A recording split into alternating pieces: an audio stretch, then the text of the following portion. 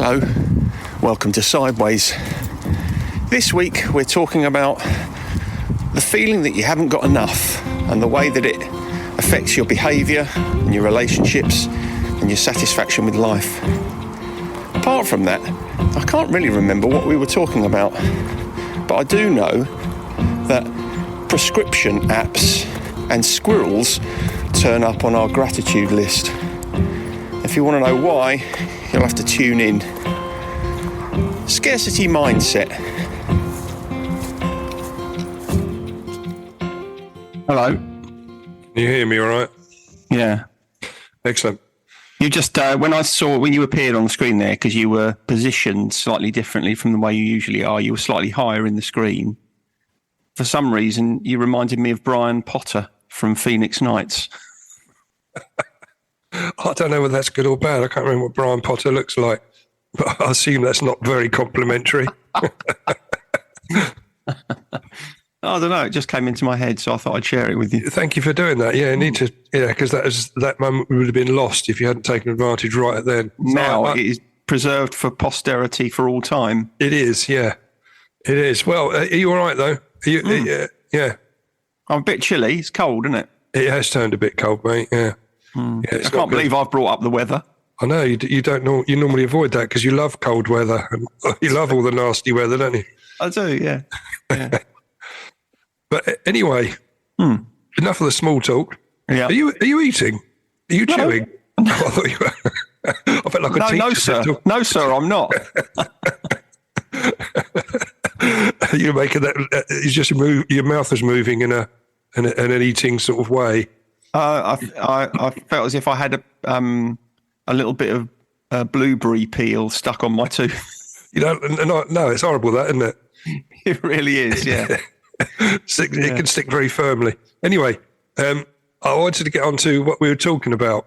Are you looking out the window, boy? I haven't got your attention at all today, have I? Yeah. It was because there was a bloke walking down the road drinking. He's quite a size, this gentleman. He was drinking an energy drink. Was he? It just caught my attention. Anyway, apologies. Carry on. Okay. Scarcity mindset. Nice. Now, this was an idea. Well, it was your idea. And it's been on the list for a little while. I mean, I didn't even know what it meant when you first added it. So it's sort of the opposite of last week, where we were doing classical music and you felt like you weren't going to have any input particularly. But I expect you to weigh in quite heavily this week because although I've done some research and I understand it, I've got a better understanding of what it is now. I think this is much more your domain. Yeah, I can't. Unsurprisingly, I can't really remember what prompted the thought. No. But when we think about scarcity mindset, as I'm sure you found in your research, tends to be related mostly to money, to finance. You know, scarcity mindset is really about, I haven't got enough money and the impact that has. But I often think of it as something a bit broader than that, you know, this kind of sense of not having enough in other respects can also have quite detrimental impact on our lives. Yeah, well, I'm sure we'll cover all those bits when we go there. But before we start, do you remember last week we talked about a certain charity shop in Swansea? Well, this week is about a charity shop as well. It's a different one. This one's in Florida. And they had a Halloween display in the window. Yeah. And a chap was walking by who happened to be an anthropologist and noticed that they had used a real human skull in the display. Wow. Which was rather disconcerting, yeah. Wow. Yes. So they had to call the police was called in and everything. And the owner said that he'd been at the place for quite some time and he just found it out the back and thought, oh, that'll look nice in the display. It turned out to be human. Oh, my God. So had someone just dropped it off as a contribution, or was there was the rest of the body sort of built into the wall? I think the police had a closer look. There wasn't anything suspicious, apparently. But, yeah, imagine that, finding that in your back room and thought, I know where that'll look nice. If I found a skull in my house, my first thought wouldn't be, oh, that'll look nice in a Halloween decoration. My first thought would be, oh, my God, what the hell have I moved into? Right, yeah. But, apparently it turned out not to be as suspicious as it could have been. So that's lucky. But there was another headline that caught my eye. What was it? What was it? And did it say what it was? It was a member of staff that had died and been forgotten about, or what? Yeah, got out for a tea break and didn't come back. Got locked out. Got stuck. No, it was just 1943. Yeah, it was just in the back of the shop when he opened it up many years ago and found it in a cupboard, and there it stayed until he found an appropriate use. Which is the odder, if that's a word, donation to a charity shop, a sex toy or a human skull? Well, we don't know if it was donated or whether we don't know where it came from. Well, it must have been, mustn't it? How would it end up there? I don't know. Must be. Anyway. That's one of the weirdest ways of getting rid of a body, isn't it? Now, if you murdered someone, and I'll tell you what I'll do. I'll take different bits of different charity shops. Wow, there's a novel in that. There is, isn't there? Wow. Wow. Or a film. Yeah. Well, we'll get a novel first, and then obviously sell the film rights afterwards. Absolutely. Well, we'll crack on with that afterwards, shall we? We'll do that this afternoon. Yeah. All right. Yeah. This time next year. There was another headline that did catch my eye, which was woman injured by dog falling from the sky. Now, again, it's quite a funny headline, but it's a little bit tragic, really. But apparently, hang on, before you tell us the story, is the dog all right? No. Oh, no, that's why it doesn't end up funny, because apparently she was a pregnant woman walking along, and suddenly a Rottweiler, you know how big they are, and fell from a third floor flat in Italy. Oh, I don't want to know what happened to the dog. No, it died. Hit the ground in front of her apparently, and it shocked her. She tripped over it, and it banged her head, and all that sort of malarkey. So it was. It didn't end up. It's not a happy ending to that particular story. No, I'd have been happier just with the headline there. Yeah, the headline did make me laugh, but then when I read it, I thought, oh no, yeah, that's upset me down now. a little bit. Yeah, so that was. And I also noticed that they're discontinuing the Karamak bar, which I saw on the news this week, which is a bit disturbing. Well, so it's disturbing to you, but I can remember. I mean, I haven't had a Karamak bar for many years, but as a child, that would have been, I would have rated that as probably my least favourite chocolate. Was it? So I wouldn't have cared at all. No. I suppose your tastes change over the years, but so you're not actually mourning the loss of that then? That was part of my childhood. I think they would have done well to get rid of it in the 1970s, personally. I think it was one of the cheaper bars, which is probably why you ended up with the buck end of your pocket money, and you thought, I'll tell you what, all I can afford is a Karamak bar. I think I'd probably have gone for some fruit salads and blackjack chews. Can you think that's what I'd have gone for if I had, or maybe some Pez? Pez, yeah, I suppose so. Yeah, Pez, especially if you had a nice new Pez dispensing machine. Exactly, with Popeye's head on it or something like that. I quite liked a Karamak bar, as I say, probably because it was cheap and it was easy to. It was just, if I had a little money left, that was something I could afford. So you like a Milky Bar? Yeah, I liked all the chocolate bars. Really, there wasn't anything I didn't like, because I'll tell you why. Yeah, because I was scared. I didn't know where the next one was coming from. Which leads us nicely into the subject matter today. Very good. Which was, how would you? I have got a definition written down here, but I'm not sure it's that great. Well, how would you define the scarcity mindset? Oh, that's a good question.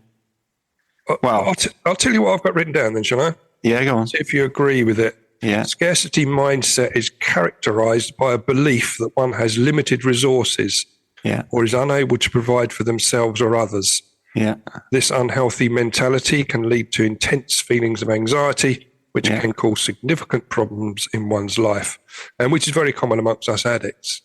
Which is our scarcity mindset certainly revolves around making sure you've got enough drink or drugs available to you. Yeah. The anxiety that causes when you don't think you have a ready supply, I can totally relate to. I mean, in fact, that example is, I think, quite a good one of what I think of as scarcity mindset, which is that your fixation on the potential absence of something or lack of resource, as that definition said, means that you don't focus any attention on anything else. So it's like becomes self-fulfilling prophecy. The more you focus on having enough money, getting enough drugs, getting enough alcohol, whatever else it may be, the more your kind of cognitive ability is impaired, and that renders you incapable of dealing with the other things that need attention in your life. Yeah. Which is classic addiction, isn't it? It absolutely illustrates it perfectly, which is why it's a very relevant topic. And I looked at some of the signs of someone that has a scarcity mindset, and you're right, a lot of them are sort of financial based, or it leads on from a potential lack of finances. And the first one that came up was when you're waiting to pay bills and right until the last moment because you're afraid perhaps of your money running out. I do that. I do that almost whether it's a fear of money running out or not, or whether I just think I'll make sure I pay a bit like your tax bill. You pay it on the last moment, and when you could pay it earlier on and make it easier on yourself. But well, that's procrastination, which we've spoken about before, when you kind of wait to the last minute before you pay something, or you even might miss a deadline and end up paying a fine. Yes. Rationally, what is stopping you from doing that other than, I don't really want to let this money go? I'd rather hang on to this money. There is something, it's difficult to see any kind of rationale behind it. And I think procrastination is a sign of scarcity mindset, actually. Yes. Yeah, I'd agree. So, but I certainly related to that one. See, I relate to scarcity mindset. I mean, there have been lots of ways when I think about it, lots of ways in which it's shown up in my life in various ways. Yeah. So, and I made a little list of them. So I'm just thinking of the things that I fear about scarcity over. It isn't money so much, but it can be really ridiculous things like pencils. Right. So I really like pencils. I'm a big fan of a pencil. And if I've got some really nice pencils like this one here, which obviously doesn't translate to a podcast very well, but these are quite expensive pencils. I really like writing with these. But sometimes I find myself picking up a different pencil, and in the back of my mind, I'm thinking, I won't use that one. I'll save that. It's ridiculous. Yeah. It's a bloody pencil, Graham. Yeah. And I do the same thing with candles. So I like to have a candle, as you know. You do, yeah. But if I've got some new candles, something in me feels a little bit pained about lighting them, because I think, well, if I light them, they're going to disappear. Yeah. That is, to me, scarcity mindset. Yeah, no, you're right. It is the same. I know people that have difficulty opening up. If they have a present, for example, they will not use it in case they want to use it again at a later stage, and you've sort of worn it out, or you're not going to be able to afford to replace it. So it never ends up getting used, which is crazy. But I think I've known that in a number of people. So for instance, if you buy, there'll be people who will recognise this in themselves. If you buy a new garment, and you think, no, I won't, and you keep looking at it, think, oh no, I won't wear that. I'll save it for best. Yeah. What are you doing? It's ridiculous, isn't it? It is. But all of those are indications. They're indicative of some sort of scarcity mindset. You're fearful that there isn't going to be enough, and it can be quite debilitating. Yeah, it can. It can. If you're looking at something like, and I've done this myself, when you sort of overschedule yourself, when you think there's not, that you feel as there's not enough hours in the day to take advantage of the chances that come along, or to, again, perhaps going back to finances, you think, I've got to squeeze more work in here, I've got to do that, I've got to do this because I could do with the money coming in, even when potentially you don't need it. But again, you're worried. Certainly as a self-employed person, I get this all the time going through my head. I'm worried in case where the next job's going to come from. Yeah, I think that's a great example. As you say, if you're self-employed, there is a temptation to take on more work than you can handle. Yes. Because you're worried that there's going to come a day when the phone doesn't ring. Yeah. So the thing to remember is that not everybody who's self-employed thinks like that. There'll be some people who are self-employed that think, well, of course the phone's going to ring. Why would it stop? And obviously, when you think about that contrast, there is quite obviously going to be a big difference in the levels of anxiety in someone who thinks, well, what happens if all my business disappears, from someone who thinks, well, there's no reason that's going to happen, so why would I worry about it? Yeah, I know. It is. I mean, I've found that it's easier once the business gets established. But initially, it's a big anxiety. Yeah. Fear of loss was next on the list. Yeah. When you fear losing what you have, whether it's money, resources, relationships, that came up from time to time as well, or opportunities. I didn't really go into relationships more. It seemed to be a bit of a side issue, but I think there's quite a lot in there. Yeah, I remember a guy, when I was quite young, a guy that I knew, he didn't want to go, he got a new girlfriend, but he didn't want to go and pick her up because he didn't have that much petrol. And so he wanted to save the petrol for other things he couldn't really afford. He couldn't put more money in. So his relationship dwindled because it was based upon this fear of not having enough petrol. There you go. There you go. It's a classic example. Most of us, when we had our first cars of our age, I don't know what kids are like now, but we used to go, didn't we, to the petrol station, put £5 in. Yes. And that's all you had. It's like that was the maximum you had. But if you then are thinking, well, I've only got my £5 in my car, so I've got to be really picking and choosing the journeys I take. Look at the impact that's having on your life. What it's saying is, I'm going to live.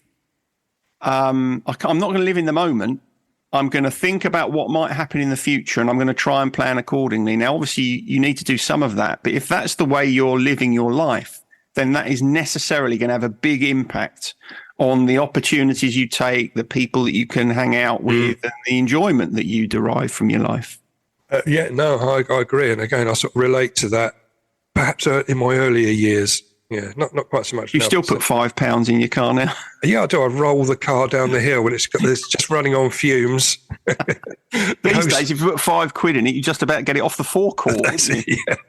Get it to the next pump up. You have to put some more in, yeah.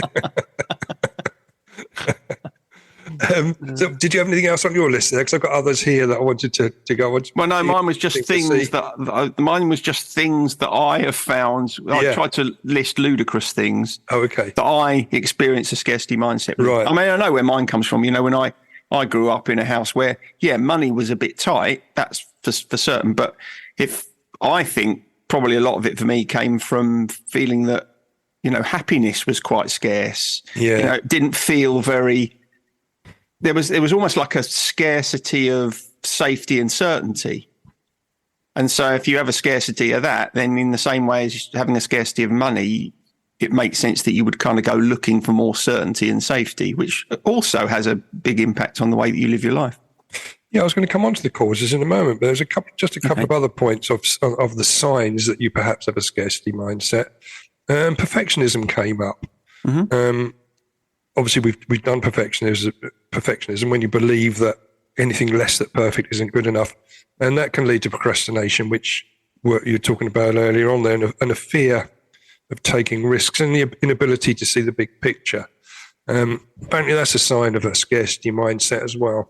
Well, if you think about perfectionism, the thing that came into my head was in a creative sense. Yes. So if you do something creative, paint, write, whatever it is, make music, that sort of perfection. If you're a perfectionist, you might not let stuff out into the world. You'll think, it's not quite right. It's not quite good enough. I'm not going to show anyone. That comes from a scarcity mindset because it's kind of born of the idea that, well, this is my only chance. If I mess this up, no one's going to want to look at my work again, or I won't be able to create anything that, I'll lose respect of people or credibility or whatever it is. But, the impact of that is that it will stop you being creative, won't it? I mean, if we'd been perfectionists about this, we definitely wouldn't have got to 180 episodes, would we? No, we'd have barely got past the first one or two, would we? Yeah, so I think there's something to be said for, I know we're only talking about, a creative, this in a creative sense, but there's something to be said for just learning as you go. Yeah, absolutely, yeah. There's another point on here about rushing to make decisions. I was just trying to understand what that was, but making decisions without considering the long-term implications. Impulsivity can prevent you from making the most of your opportunities. I wasn't quite sure. I was trying to work that in to understand how that feeds into the scarcity mindset. I think, it's an interesting one. I've not really thought about that one, but I think probably what that's about is, sometimes if you rush If you're rushing something, if you rush to make a decision, it's because you don't feel as if you have sufficient latitude and time to really think about it and consider. If I don't make this decision, I might lose the chance. Yes, that sort of thing. I better decide.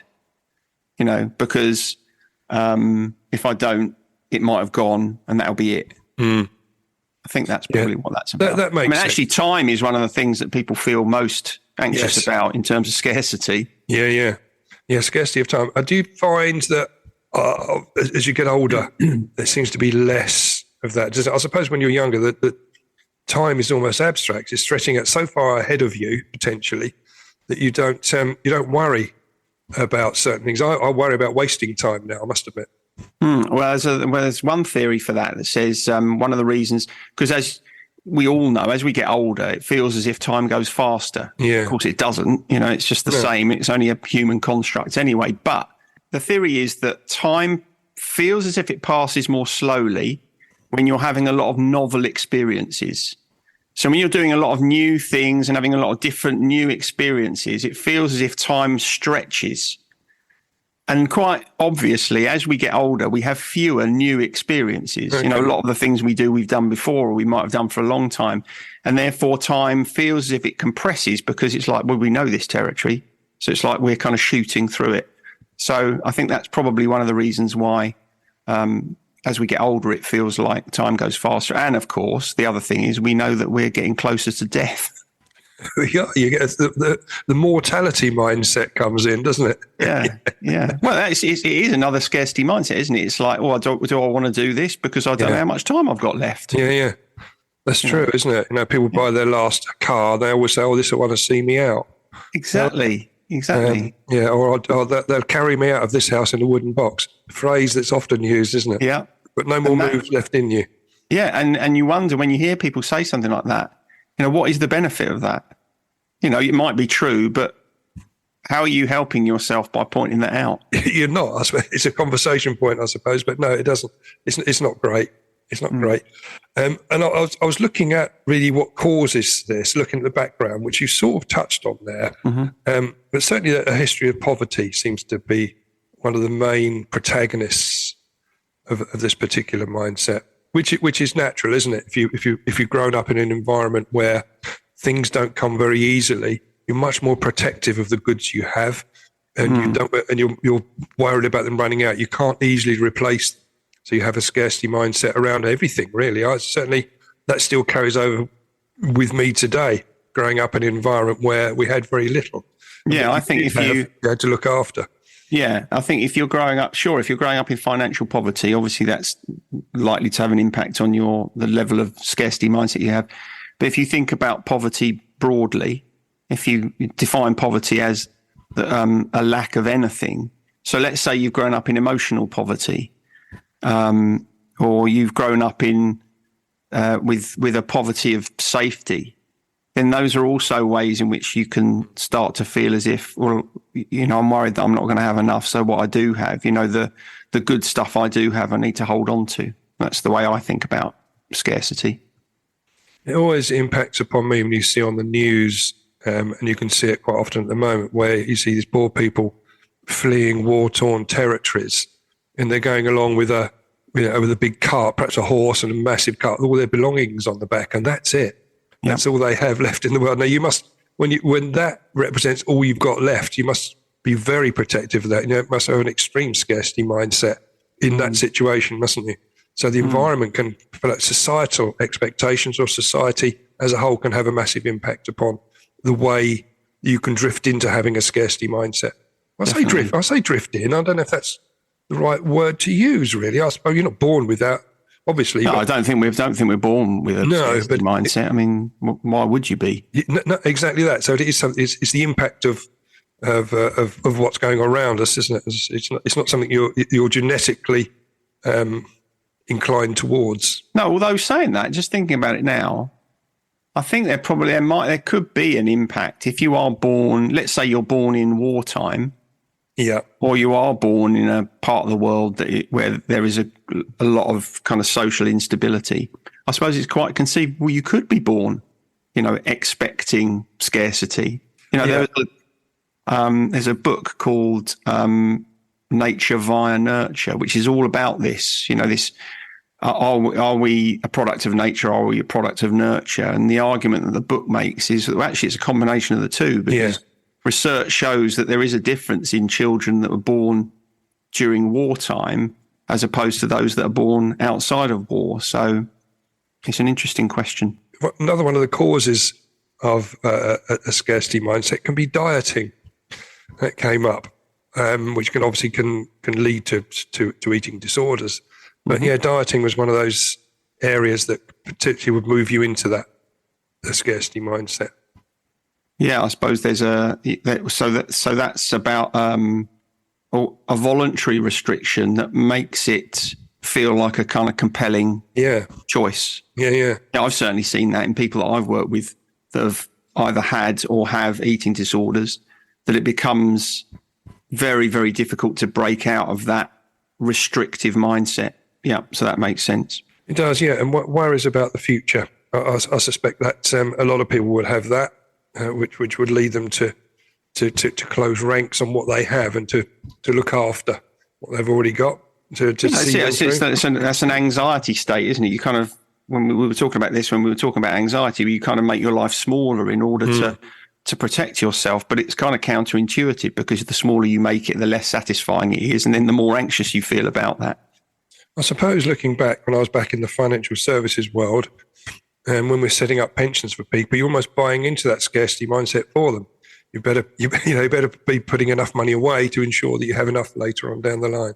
Well, I suppose done properly, though, when you're kind of thinking about something like financial planning, really, I suppose you're trying to avoid scarcity mindset, aren't you? You're trying to say, well, if I'm treating this with balance, yes, I'm going to enjoy my life now, but I'm also going to make provision for the likelihood that I will need money later on when I don't have the capacity to earn it.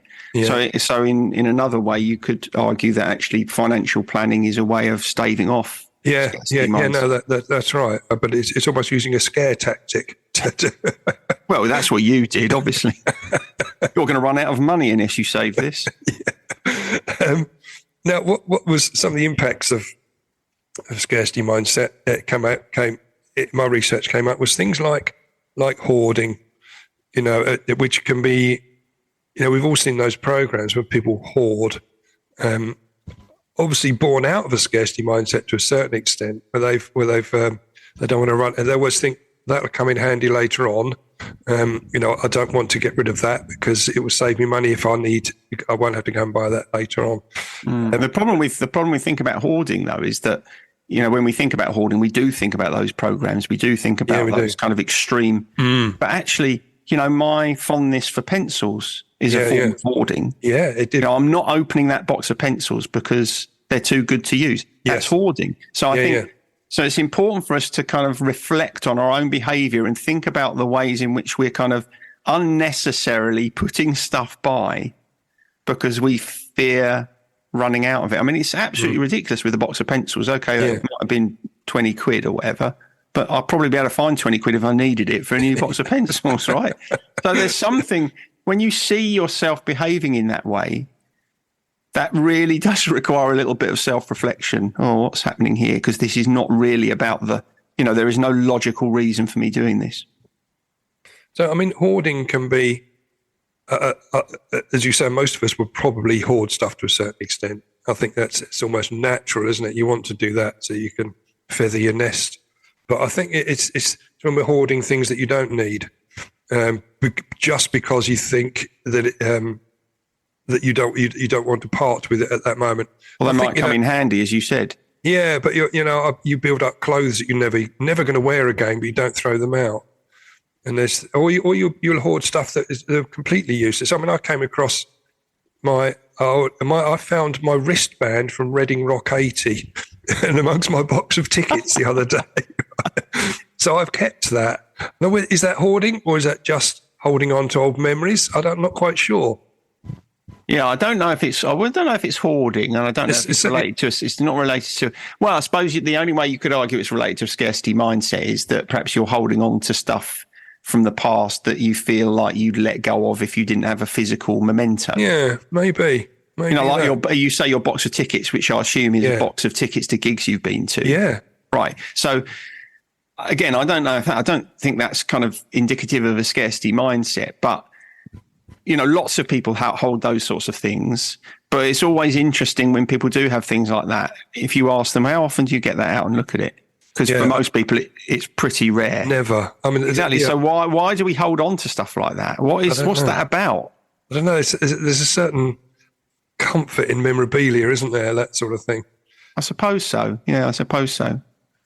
But you know, it always feels to me as if it's about trying to hold the past close. Yeah. I think the past is quite close. You know, I was walking home with the dog the other day and I bumped into our old bandmate, Paul.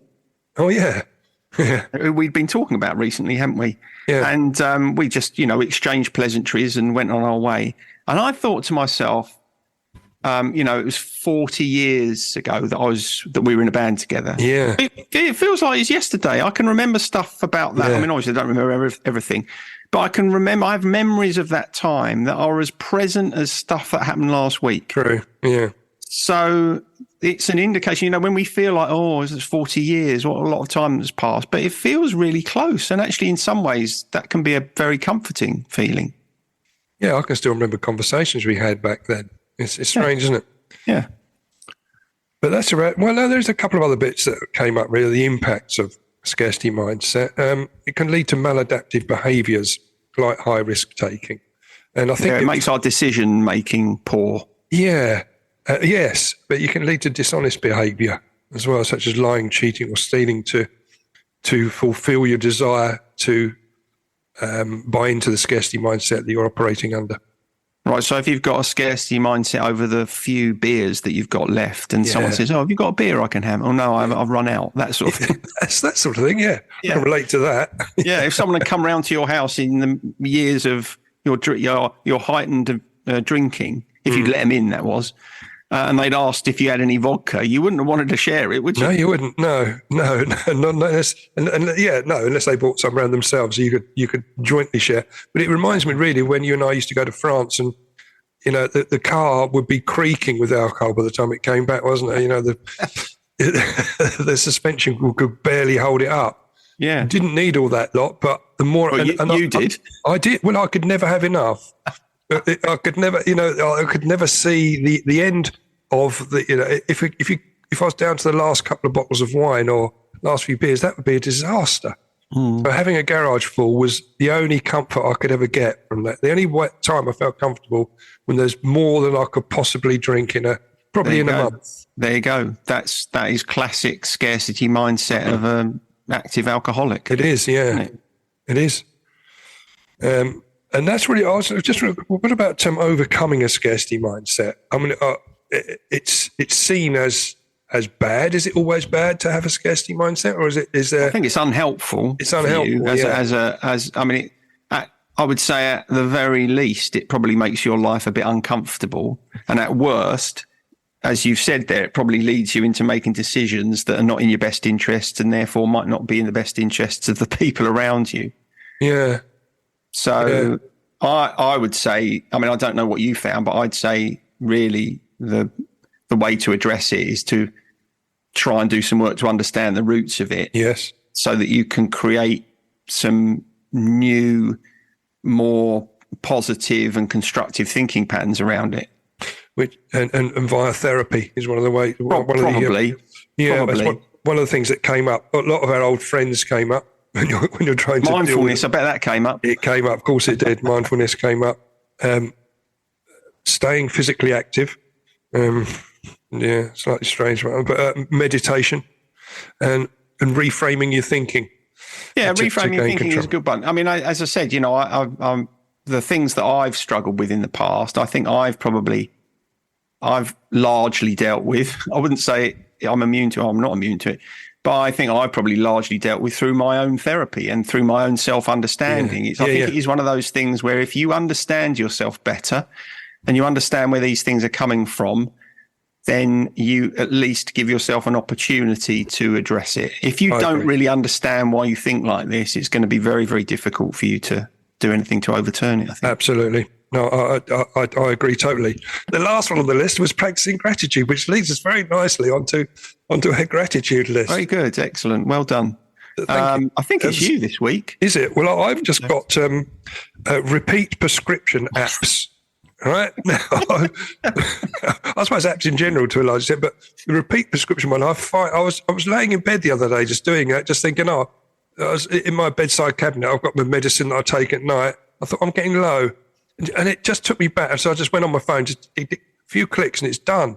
And it just took me back to those. We used to have to physically take a repeat prescription slip down to your doctor's, put it in the box, or take it to the receptionist. And then, you'd have to wait a few days before you could go to the pharmacy to pick it up. It was a very long-winded process. And now you can lay in bed and do it. I was very grateful for that. I thought, that's technology can sometimes be a curse as well as a blessing. But to me, I was grateful that they've made that app. It's taken a while for it to evolve, but it works quite well now. No, I'm largely in agreement with you there. Okay. So there's a but coming on. Only a minor one. I use an app for my medication. But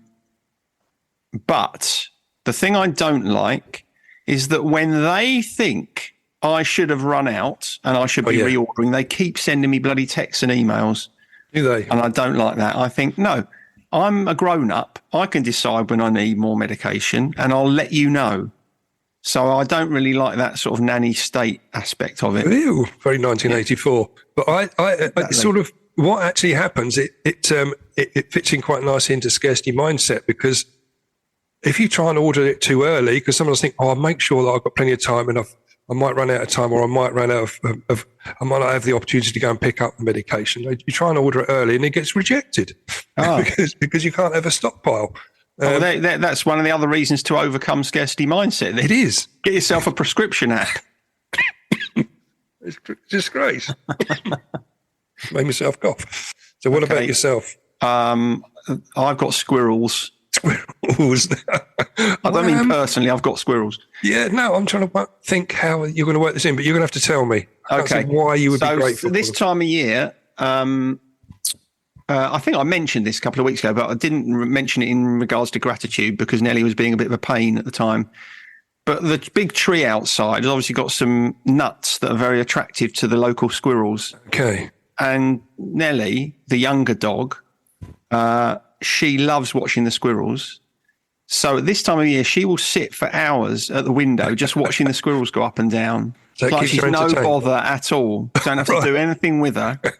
She'll either be asleep or she'll be watching the squirrels. So that's a pretty good deal. I mean, it won't be so good when the squirrels stop coming because, she'll be then back to getting into everything and causing carnage. But at the moment, I feel grateful for the squirrels. Well, I can sort of buy into that because I quite like watching them. Do you? When I sit in my window, well, sometimes I get them climb up the wooden cladding around the outside of my windows. Nice. They go rushing up there. But there's an albino squirrel running around at the moment, which I was fine. That's nice. It's nice to look at, yeah. I mean, I watch the squirrels with Nelly. It's something that we bond over it. And the other day when it was dark, obviously the squirrels aren't out in the dark, or if they are, she can't see them. But I found on YouTube there's something called Dog TV. Is there? People have recorded like 10 hours of squirrels and birds wandering about. So I just put that on for her. She was glued to the telly.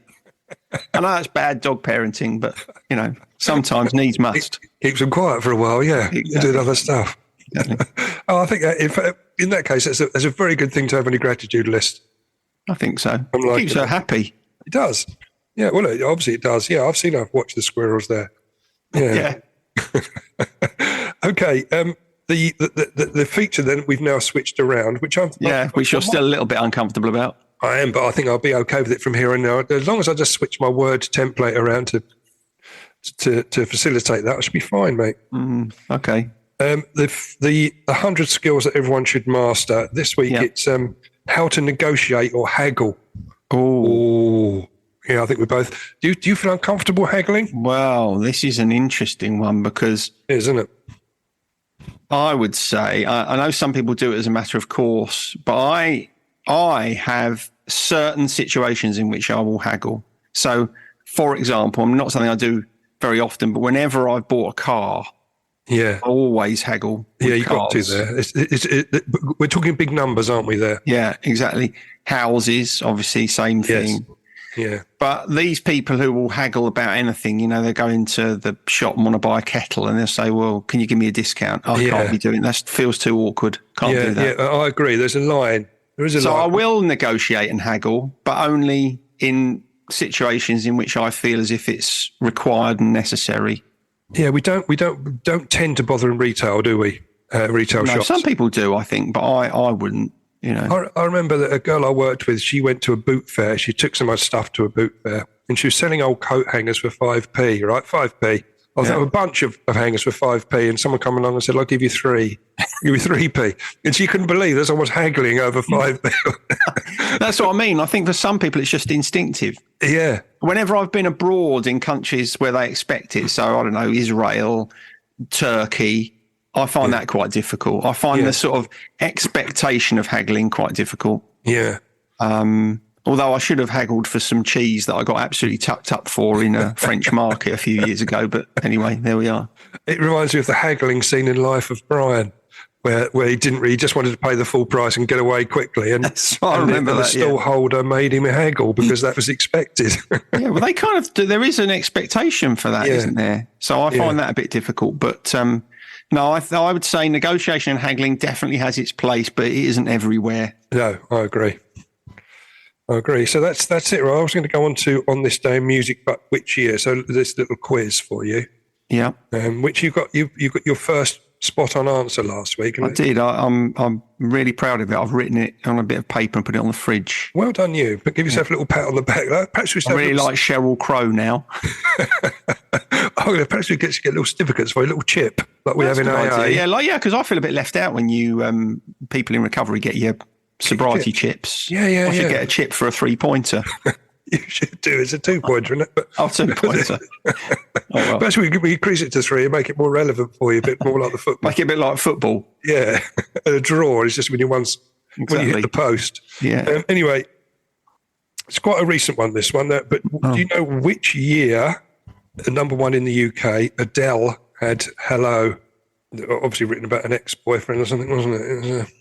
Yeah, I can remember hearing this for the first time when I was driving down past Boots, where the museum is. So I can picture that scene. I remember it, but what year it was, I really don't know. It's probably a little bit longer ago than I think. So I'm gonna go 2019. Oh, 2015. Bloody hell, that's quite frightening.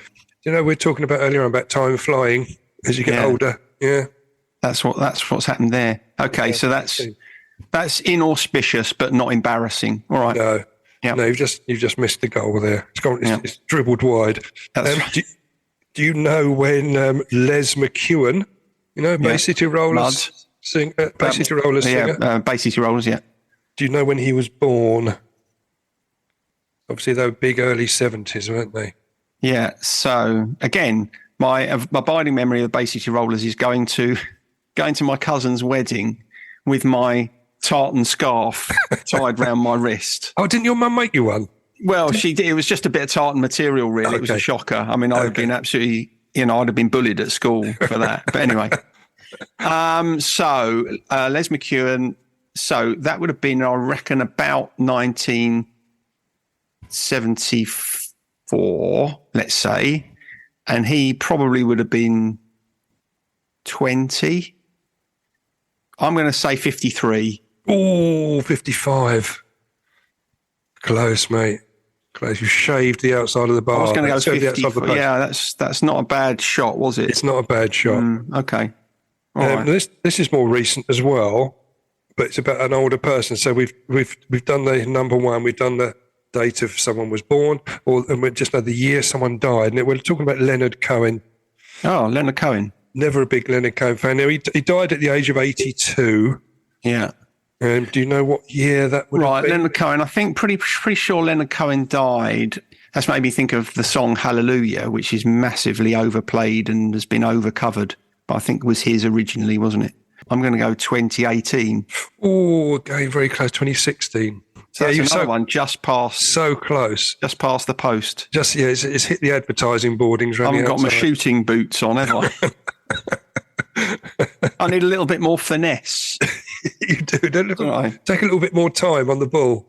Think about it. Yeah, I've been panicking. I've got a scarcity mindset. You keep thinking if I don't shoot, I'm not going to get another chance. So that's it, mate. Good. Okay, excellent. Good work.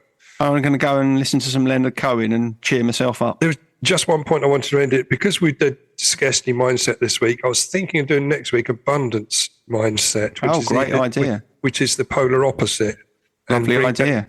And brings its own, because it came up in my research. I thought, I haven't got time to go into that here, but perhaps the follow-on one would be to look at that. Good idea. Let's do abundance mindset next week. Yes, we will. If you're struggling with scarcity mindset and you want to know how to create an abundance mindset, you better listen in. Listen in. Yeah. Actually, there's one other thing. I've got a final point. Okay. If any listeners want to let us know what they put on their gratitude list, I think that would be a lovely thing to hear about. Yeah, it would actually. Yeah. So if you think about your own the things in your life that you're grateful for, and you feel like sharing any of them with us, then it would be excellent. We'd like to hear that. Yes, it would. All right, See you mate. next time. See you later. Laters. Bye. Bye. Sideways was created by Graham Landy and Martin Pankhurst. If you want to read more about our work or sort through the extensive archive of past episodes, just visit grahamlandywellbeing.co.uk/sideways-podcast. You can follow us on Twitter or Facebook or Instagram at Sideways Podcast, and you can email us if you have a question or if there's something you'd like us to cover. But most of all, we want to tell you how grateful we are that you come and listen, and we ask that if you've enjoyed what you've heard, that you spread the word. And we'll see you next week.